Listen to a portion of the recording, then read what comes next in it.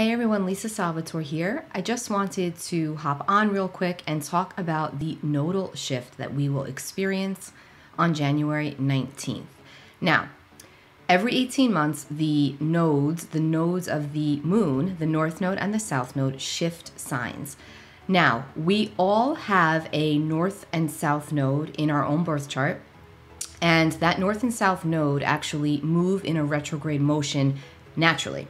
So that means that everybody born within a certain 18-month time span will have the same North and South Node in their birth chart. However, it gets very personal because they're going to be in different houses in one's chart, different degrees, different placements with other planets. So again, everybody's destiny is different. And the nodes of the moon, the nodes of fate as they're otherwise referred to, or the North and the South Node, are actually known as the nodes of destiny, the nodes of fate. Now, the nodes are not a planet. They're what they basically are is a calculated mathematical points in the sky.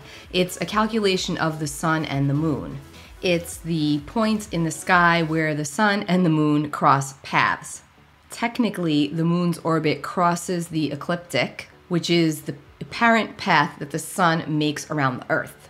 Now, that sounds super technical, and to be honest, it confuses me sometimes, so I don't like to focus on the technical aspect of the nodes of the moon.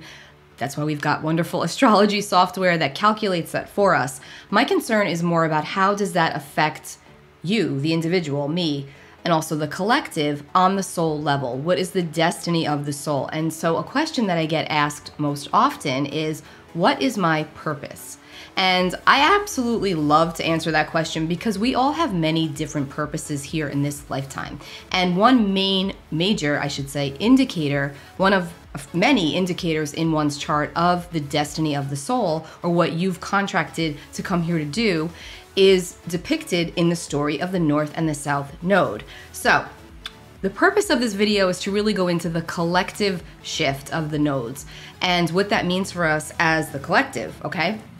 But in order to get to that point, I want you to understand more about how it works on the individual level. And I'll probably do a separate video for all of the nodes for the individual level, because that will be a really informative video about all of the signs. And I think that that would be very helpful. But for now, for all intents and purposes, I will talk briefly about what this means, the North and the South Node, but then more on a broader scale, we're going to talk about the collective nodal shift that we will experience as of January the 19th. And right now, as I record this video, it is January 12th, and the North Node is currently in the very last degree of Gemini, and the South Node is in the opposite sign in Sagittarius. So the North Node and the South Node are always going to be in the exact opposite sign from each other. On the zodiac wheel, 180 degrees around, exactly opposite, you have the North Node and the South Node. And again, they move in a retrograde motion naturally, so they always move backwards. So right now, like I said, North Node's in Gemini, South Node is in Sagittarius, and then on the 19th, we're going to shift. The North Node will move back into Taurus, and the South Node will move back into Scorpio. And so with that, the collective theme shifts with it. The destiny of the collective shifts with this nodal axis shift. Now, the North Node is where we go to grow. It's the karmic destiny. It's what we're supposed to work towards. It's what we're supposed to learn. It's something that we have inside of us. We know it, we feel it at a very deep level. And when we don't fulfill it, this is typically the point in one's life where we'll come to that crossroad or that juncture where we sit there and say, I feel like something's missing. I don't feel quite fulfilled. I should feel fulfilled. I've got this great job. I've got this great marriage. I've got this great, I've got great children, whatever it is. You feel like you have these accomplishments, and yet there's something inside of you, it's soul deep, and it's like, well, something feels like it's missing. Cue the North Node. That's when you want to look at the characteristics of your North Node and stop and ask yourself, am I allowing this part of me to come up and to come out? Am I embodying my North Node? Or am I comfortably resting on the laurels of my South Node? Because the South Node is not something we're meant to get rid of entirely. We're meant to utilize the essence of the sign of the South Node, because the South Node speaks to where we're coming from. It's past life driven, if you believe in that. So the North Node is the future of the soul, the karmic destiny. The South Node depicts the past life stories. It's also a place that it houses our innate gifts and talents and capabilities. And so a lot of good is at that South Node. And you don't want to, like I said, get rid of it entirely. But the issue becomes, or the challenge becomes, when we're not allowing ourselves to move towards the direction of our true north because it's not as comfortable. So we're going to be more comfortable with the South Node. But remember, not all growth is the best in the familiar. We become more confident. We grow more when we go towards the uncomfortable, when we go towards that which isn't normal for us or that which doesn't feel as easy. That's the North Node's direction. And it is something you'll always feel at a very deep level. Whether you embody it or not is a conscious choice. That's free will, but it's a part of you. So again, you're not meant to totally do away with the South Node because there's some really good stuff there that you're good at, that you're natural to. But it's when you become complacent and reliant on the South Node behaviors, that's when it can become less than stellar. And again, the objective with the North and the South Node is really to balance and harmonize the energies. And the South Node is all about release. It's all about decrease. It's all about leaving something behind to move towards the North, to move towards the new. The North Node is not as comfortable, not as familiar, but you want to reach for it. It's like that star that's just out of reach. You know it's there and it's going to provide something beautiful and amazing, and you're going to shine when you do it, but it's not as easy. So that's why a lot of times people don't truly step into their North Node until later on their journey. I find personally, from working with as many people that I do, and also from my own experience, that one truly begins to recognize and understand, consciously understand, especially if you study astrology, that North Node steps in, like I would say early 30s, truly steps in because it's always there. But usually at that point you start to say, I don't know, I really feel like I want to do this, but I don't know why, or I don't know how to go about that. And then you may enlist in your South Node behaviors, and they're not working for this new endeavor you want to go on because you need to be enlisting in the North Node behaviors. Increase. The North Node is increase, it's growth. The South Node is decrease and release. Now, to go a little further with what I just said about being in your late 20s and early 30s and starting to feel the North Node, we have what we call a nodal return every 19 years. Around every 19 years. So basically, every 19 years, those nodes, the North and South Node, collectively shift back into where they were at your birth, when you were born. So you have your nodal return at that point. That's every 19 years. So at that juncture, at that 19-year mark, you typically will get presented with fated circumstances, because this is the nodes of fate, right? They could be subtle, they could be very obvious, but whatever it is, whether it's completely in your face or just more subtle, there's this something comes up that presents you with the opportunity to rely on the South Node, on the tried and true, which is probably what you do at 19 because it's more comfortable, right? Or move towards the North Node, even if it's just a couple of little steps, and you'll probably realize it later on when you go and track it back, which is what astrology is so awesome about, is that you can track it back. So now, this is not always going to be the case for everybody. Some people will maybe not really ever truly tap into their North Node essence because it just feels too scary or it just feels too uncomfortable, even though you may want it and you may feel it and it's there and you should do it. It's just not comfortable, so you stay at that South Node. And again, there's nothing wrong with that, except the growth does not always occur in the comfortable space. We know this. We have to move towards the uncomfortable in order to grow. So again, when you're not embodying your North Node, you do typically feel it. It does feel like there's something of an emptiness inside, or you're just not living out your purpose, or maybe you get passed over for the same thing again and again and again, and you're looking at it from the outside like, well, what is going on? Why does this keep happening? When the reality is you want to shift it to the inside and maybe go and look at that North and South Node and ask yourself, how am I relying too much on my natural capabilities and not utilizing what I know is inside of me and going to take me further? So again, the North Node is what we come here to learn, and the South Node is what we already know, and it's like, I guess maybe our baggage in a way. It's what we carry with us in this lifetime. And like I always say, it's like you pack your psychic suitcase before we come back here, and we get these gifts and we get these challenges and we get these situations to work through. A lot of that centers around the North and South Node. I cannot even begin to tell you how many times I'm in a session with someone and we get to that North and South Node and their face changes and they're like, oh, it's like you're explaining my soul. That's the North and the South Node. It's the destiny of the soul, the karmic calling, the karmic mission, the truth of the soul. Now, where the conflict can come in is when we don't want to deal with all of that old crap, excuse my French. We don't want to deal with that old crap because it's just annoying and frustrating, so we'd rather just leave it there and perhaps we ignore it altogether and just keep moving our way on into the future.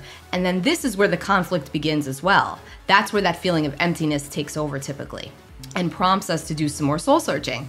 Okay, so now let's take this to the collective shift.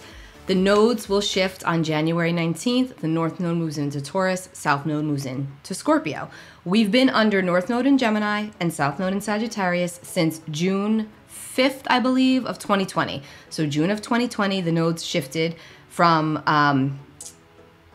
Cancer and Capricorn back into, because they always move retrograde, back into Gemini and Sagittarius. Now, June of 2020, we were under a worldwide situation, worldwide pandemic. And so the North Node in Gemini, South Node in Sagittarius, that asks us to increase in one area, decrease in another, okay? And it's fated, right? Because we can't really change it. We can't really control it. We can learn to work within it.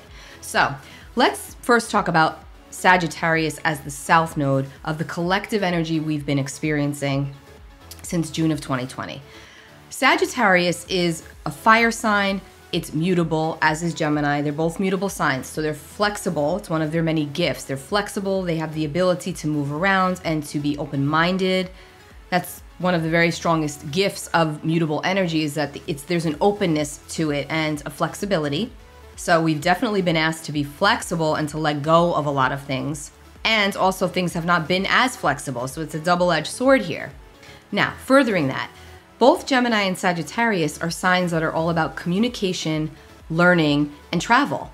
They're both about teaching and speaking and spreading a message. They're two interactive signs that are knowledgeable on an array of topics. And again, they're both signs that are very adaptable, Gemini and Sagittarius, able to go with the flow and able to roll with the punches for the most part. And again, one big word with these two signs is also truth and freedom. I'll add freedom to that.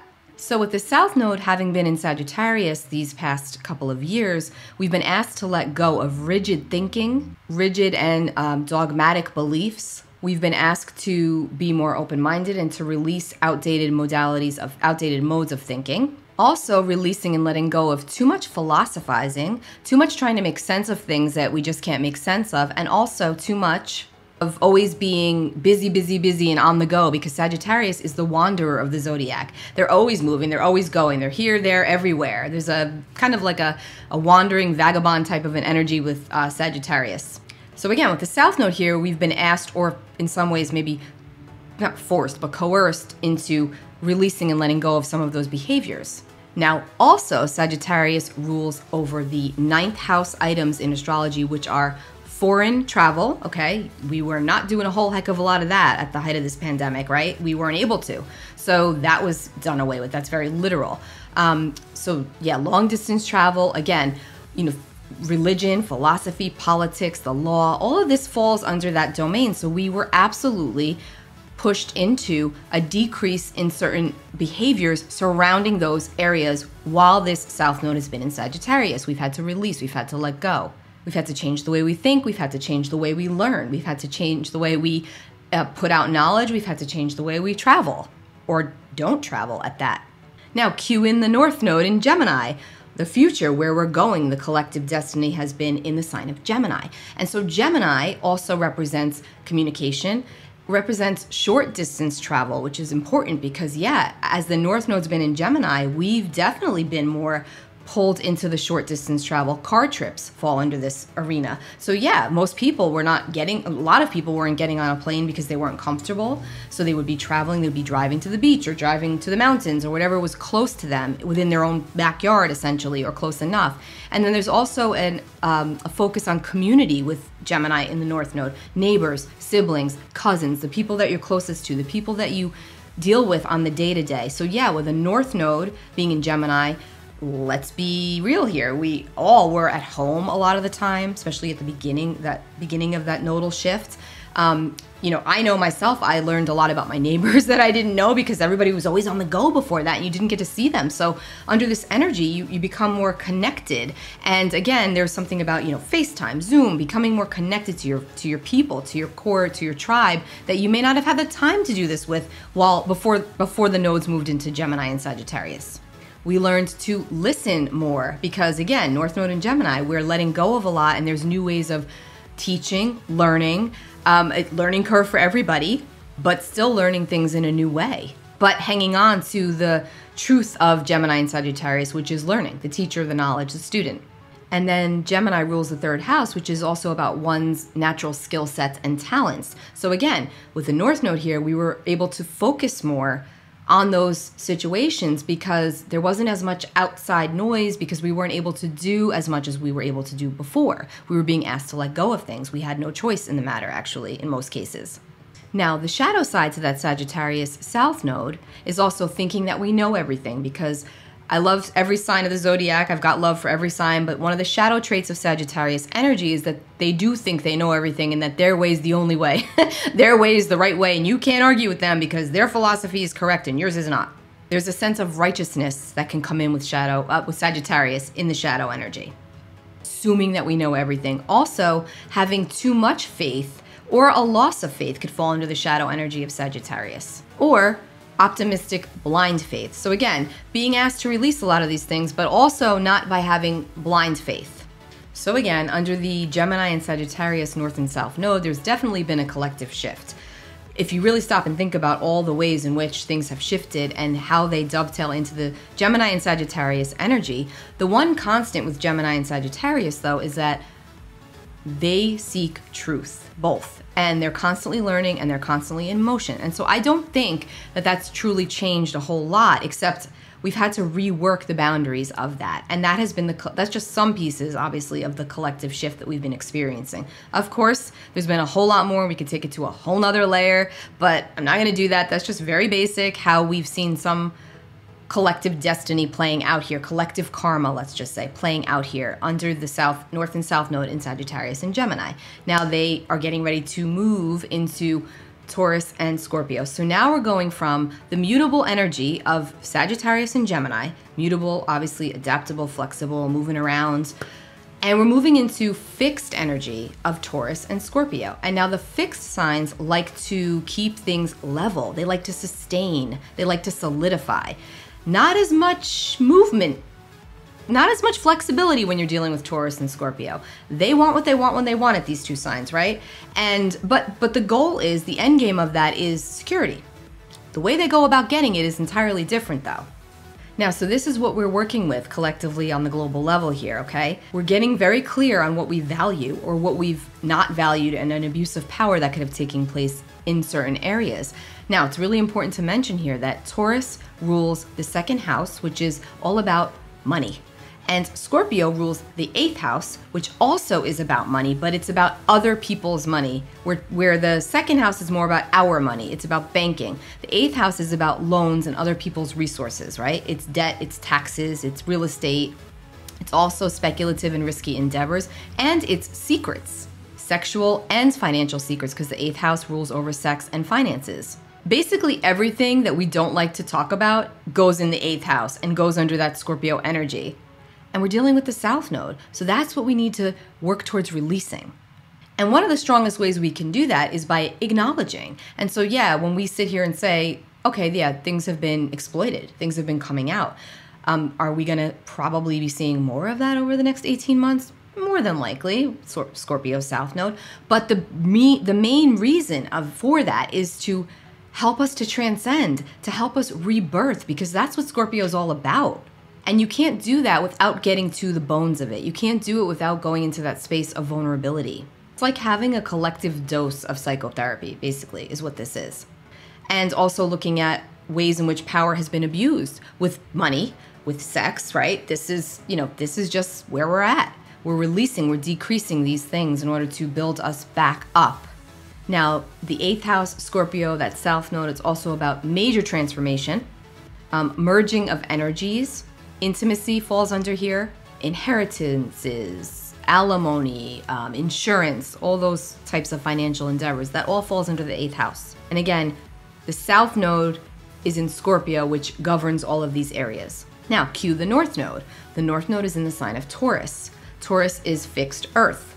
And Taurus, in a way, is like the safe harbor right now that the Scorpio energy can cling onto.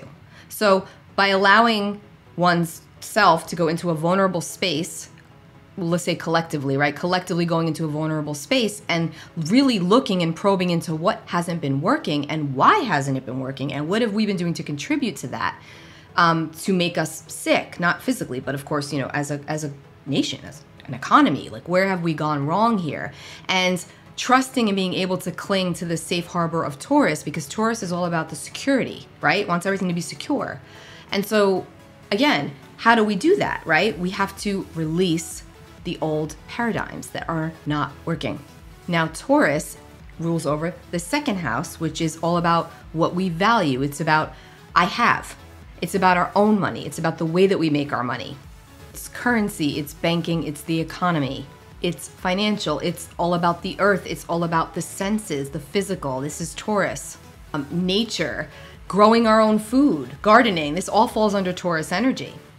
Most importantly too is Mother Earth, that's Taurus, and the food supply and the way that we care for our earth and the way that we utilize our natural resources or the way that we abuse our natural resources, this all falls under Taurus energy. And so with the North Node in Taurus, we're definitely moving towards a lot more. I see this, and I'm sure you may say the same, but a lot of people are really, especially since the pandemic, growing their own food, hydroponics, learning, really getting more involved in where their food comes from. The food supply. This is Taurus. Taurus likes to save for a rainy day and make sure that they have what they need, that we have what we need. That's Taurian energy. It's very much like, saving for a rainy day. I want to make sure, let me grow my food because just in case I can't get to the store, I want to have safe, healthy, nourishing food, soil, gardening, the earth, again, solid. This is Taurus. So this is what we're moving towards collectively. Won't always feel the most comfortable, of course, because the North Node never does. It's a lot easier at times to believe or fall back into the shadow of the South Node because it's where we've been. And if it's been working, it's like, okay, well, if it's not broke, let's not fix it.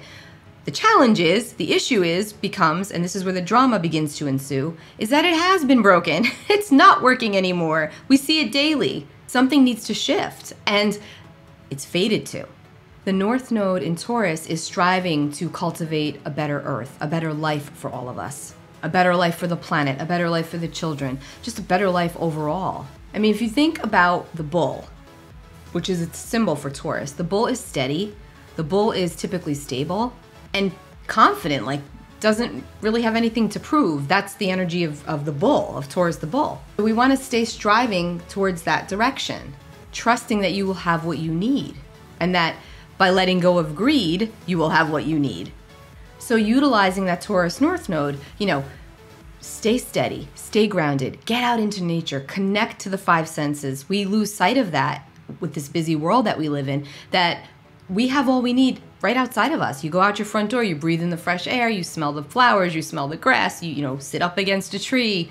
Yes, I know I sound crunchy, but I am a Taurus, so I'm a little bit, I guess I'm a little biased here, but I guess it's true because without those things, I feel depleted. So it's like I have to nourish myself in nature. It's very important for me. Every day I need to get outside. I don't care how cold it is. I don't care if it's snowing. I need to get outside and breathe in the fresh air. It's very important to me. That's like with the North Node in Taurus, we want to strive to doing those things and to honor the Earth's natural resources and to recognize them for the beauty and abundance that they truly give to us. Learning the value of, or not learning, but honoring, recognizing the value in the little things in life. And not necessarily looking to change things, but learning rather to make the most of what we have. This is all North Node in Taurus collective objective. And more importantly, bringing more structure and stability into our own lives. That's a huge focus under a Taurus North Node. Making the best with what we've got, making the best with what's before us. We don't have to love it. It could suck in some ways at times, but knowing that we can work with it, that's the sustainability of that Taurus North Node energy. And it's time to make peace with the situations that have unfolded over the past couple of years. Again, Taurus is a sign of peace, abundance, connection, self-worth. What else? Am I repeating myself? Feelings of security, how we spend our time, keeping within our boundaries, connecting to our self-worth. Again, a high focus on the condition of the planet comes into high focus under this energy. And then we go to the South Node in Scorpio, and this is a huge shift that's taking place. The huge shift in power that's taking place. Let's think about Scorpio, right? Pluto rules Scorpio. Pluto is the modern day ruler of Scorpio. Pluto is all about power.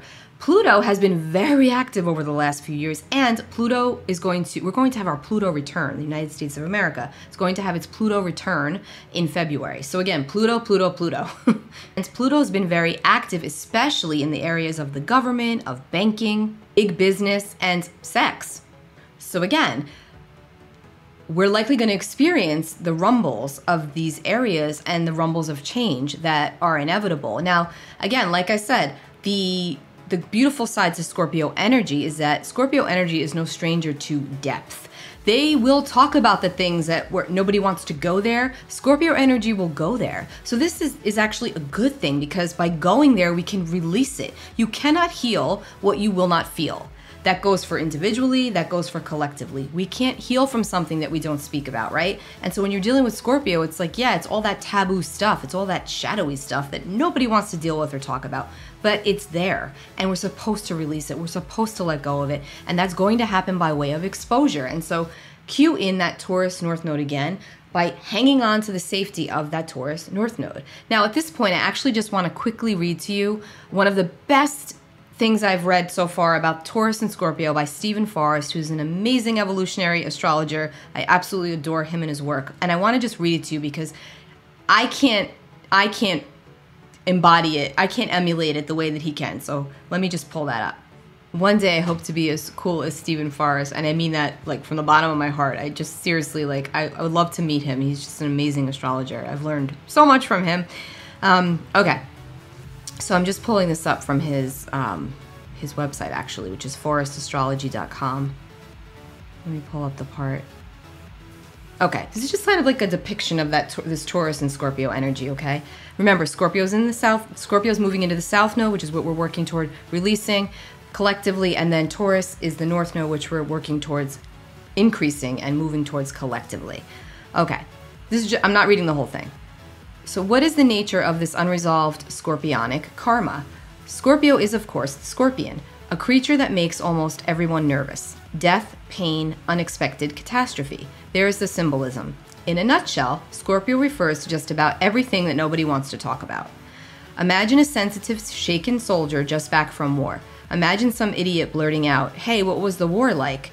Tell us some stories." If you feel jarred by that little scene, you've come a long way toward grasping the sign of the scorpion. It's a place where we are fragile.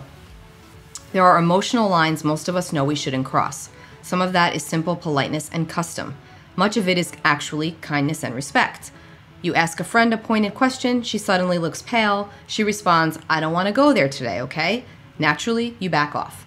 Deep down, though, you know that she will have to go there someday. That's not your business, it's hers.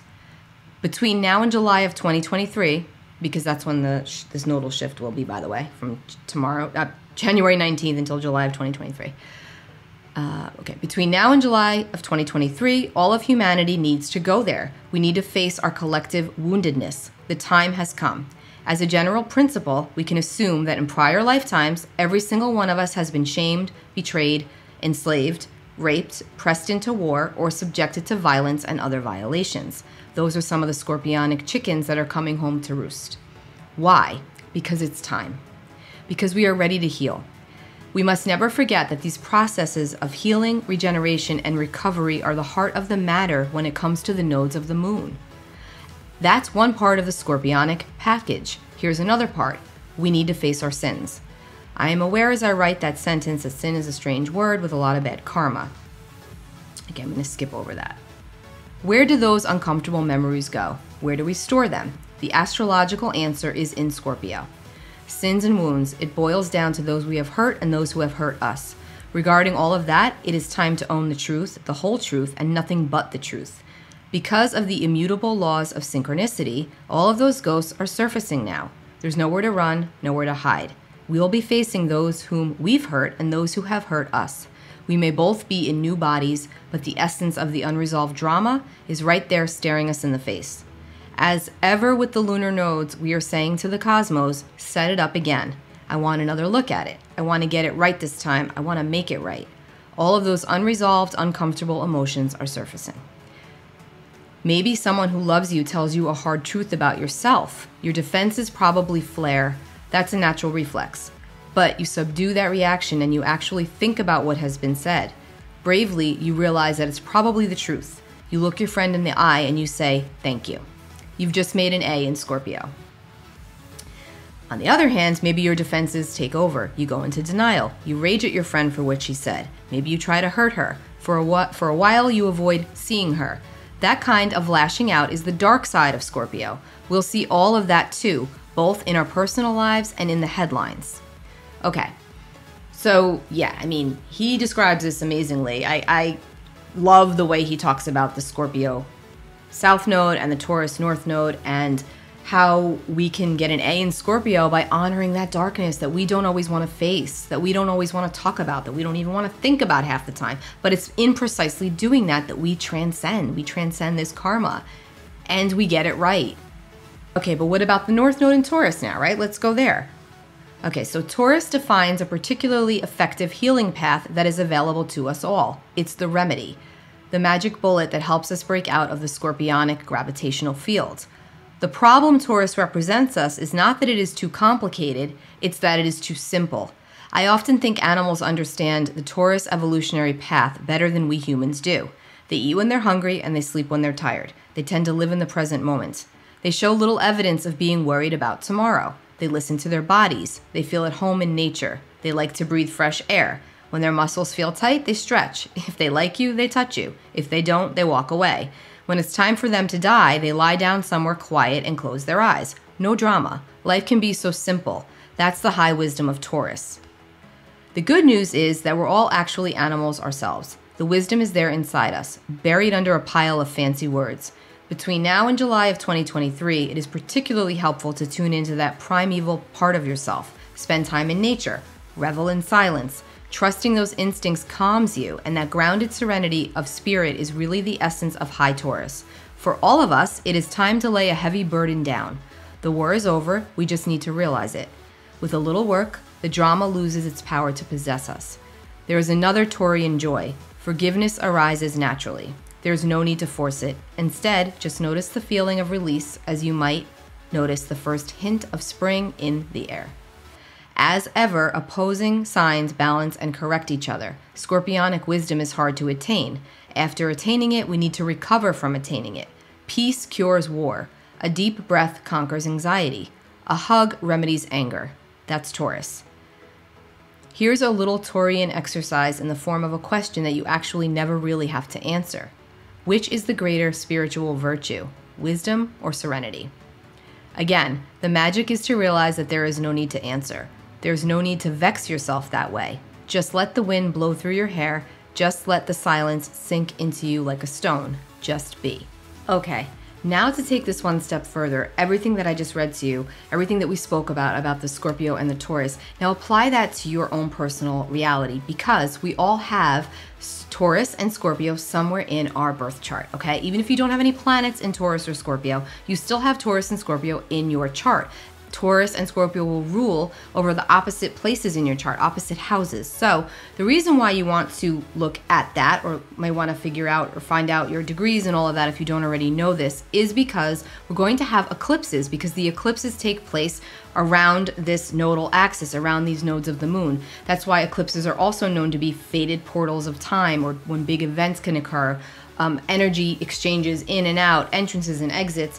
Things that come in, shifting for us. Eclipses do tend to push things along that are already there and already in the works.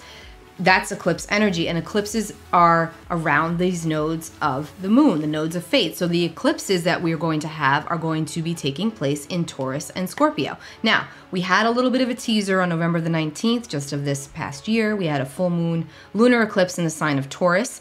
But then we'll start again in April. We'll have Scorpio, and then we've got Taurus, and then we've got October, November, we'll have 2 more, a new moon, full moon, lunar, solar eclipse. So on the Taurus and Scorpio axis. So you're definitely going to want to look at where those 2 planets, signs, and all of that fall in your chart, because you'll see where the eclipses will take place for you.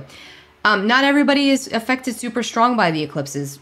Again, it's very personal according to your chart. However, whatever areas that Taurus and Scorpio rule over, those are the areas they're going to ask of you to embody this energy, to increase your Taurus traits and decrease the Scorpio ones in that specific area in your chart. And again, I've linked a video below on how to pull up your birth chart. The North Node, you know what? Okay, let me actually just show you real quick. I just pulled up random transits. This is the transits right now. So I want you just to focus on the North Node and the South Node. So here is the North Node right here. You'll see it's at 0 degrees and 34 minutes of Gemini. And directly across the chart, we've got the South Node in Sagittarius, also at 0:34, because again, totally opposite, 180 degrees apart. And if you look at this chart, now remember, this is a transit chart of the moment, so don't attach yourself to that. Just follow the logic here. Here you see Taurus, the bull, right up here at the top of this chart. And we've got Scorpio directly across at the bottom. So for argument's sake, this is between the 10th and the 11th at the cusp here. So let's just say that 11 and 5, just for argument's sake. So let's say this was your chart. You would be dealing with this energy in the 11th and 5th house areas of your life. So I'm talking about the Taurus and Scorpio North and South Node, because as those nodes move into Taurus and Scorpio, it would be hitting this point in your chart, in your birth chart. If this were your birth chart, okay? Again, the North Node is always the horseshoe that's actually pointing down or south. It's the opposite. And then the South Node is the upside down, the horseshoe that's pointing up. So again, North points down and South points up. So that's how you would see this in your chart, okay? You look for those glyphs. And that'll tell you which sign your North and South Node are in, but also, now, not to confuse you. So you're looking to see where your North Node and South Node fall in your chart. Those are those 2 horseshoes I just showed you. That's your birth chart. But when you're looking to see where Taurus and Scorpio fall in your chart, that's a separate issue. So that's why I said I'm probably going to do a separate video on the North and South Nodes for birth charts, because that's totally different. We were really more or less going over the collective destiny of the Taurus and Scorpio, but the way you can apply it to your own chart is by finding where Taurus and Scorpio are there. Take really good care of yourselves. I know that this was a lot. Like I said, if you want me to do that North and South Node video, sound off below, because I'll definitely get that going. There's so much to learn there, and honestly, you can learn so much about the karma and the destiny of your soul path by tapping into that North and South Node energy. And I guarantee, I don't think I've ever had a client say to me, unless the chart was wrong, unless the time was wrong or severely off, I've never heard someone say, "No, that doesn't sound right." Honestly, it's like it's your purpose. It does tell a story, a soul-driven story about past lifetimes and this lifetime. Okay, take good care of yourselves, guys. Remember, let me know if you want that North-South Node video, and I'll get on it. Bye.